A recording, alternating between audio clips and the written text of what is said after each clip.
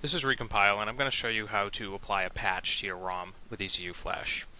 A patch, in this sense of the word, really just means expanding the functionality of EcuFlash to include some more table definitions that will allow us to go in there and edit other sections of the ECU that we normally can't without the patch or without the new definitions.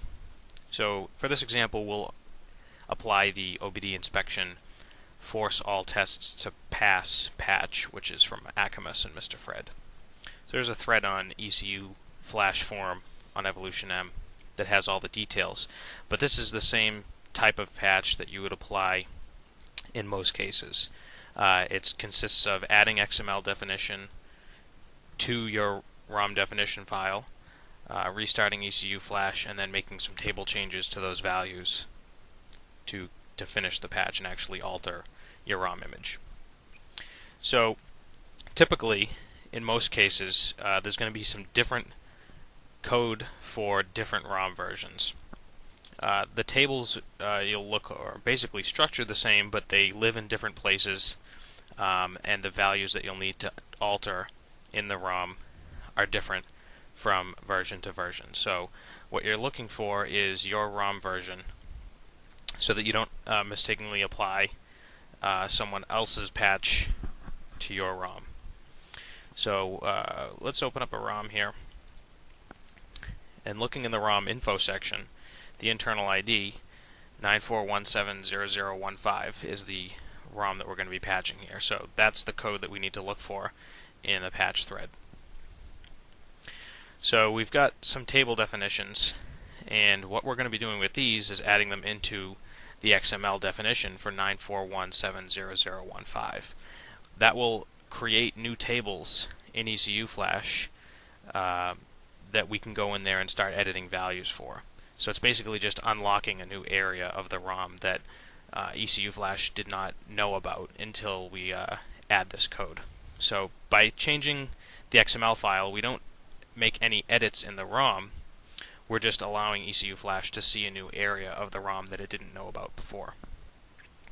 So now that we know the ROM internal ID, we'll close out EcuFlash to make some edits. In the EcuFlash directory where it was installed, there's a ROM metadata, Mitsubishi Evo, and all of the different versions as well as the base XMLs that come with EcuFlash that pretty much just have the table structure information, and then table address information is drilled into these individual ROM version numbers. Whereas this patch was set up, as many patches are, to just put everything into the ROM that you're concerned about. We don't really need to touch the base files.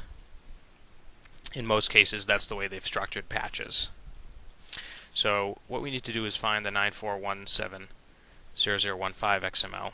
And you want to open this up in Notepad. I'll actually use Notepad++. It gives us a little bit of highlighting to the XML. We'll just scroll all the way to the bottom.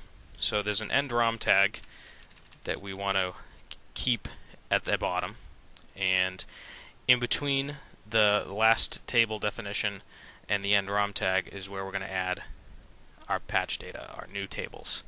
So I've just selected the code from 94170015. We'll copy that and paste it into the XML.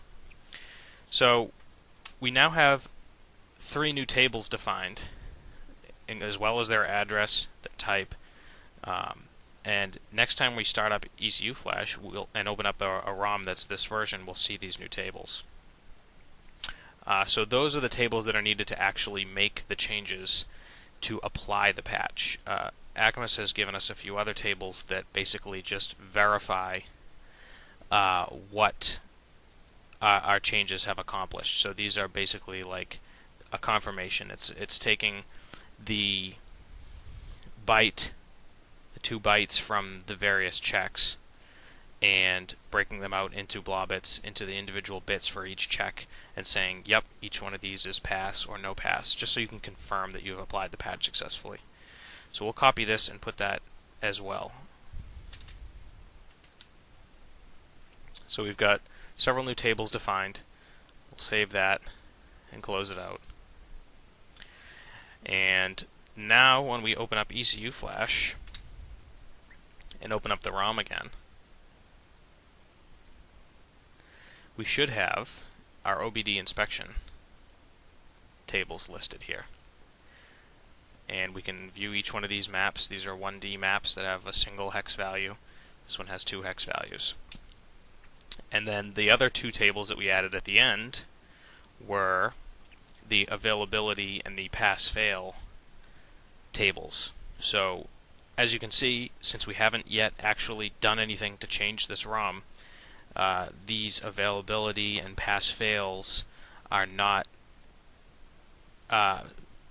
across the board all ones, which is what we would expect if everything was forced to be available and everything was forced to be a pass. Then we would have a 1 next to every test that the inspection routine will perform. So now let's actually apply the patch. So these 1D tables with hex values in them, let's work with them one at a time so as we don't get confused. Patch part 1, currently we have 4019.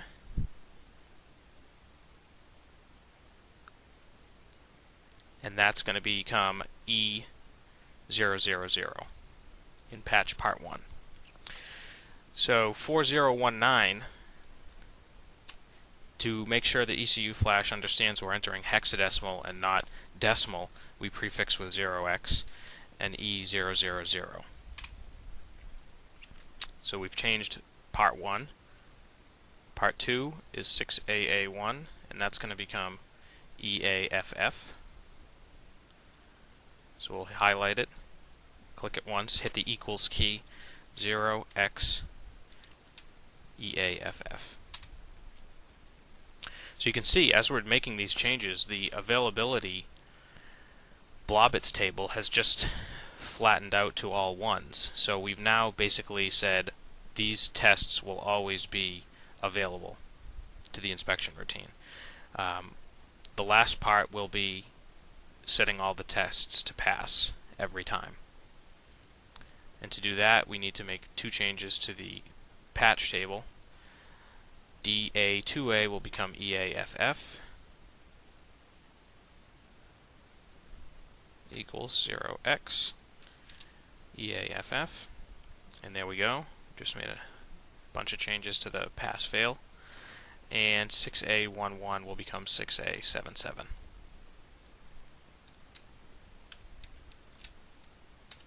Okay, and with those table changes, now we've actually applied the patch to this ROM.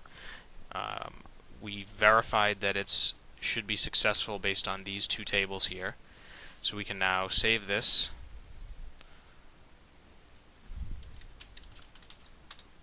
and flash it back to the car, and we should be all set as far as OBD inspection.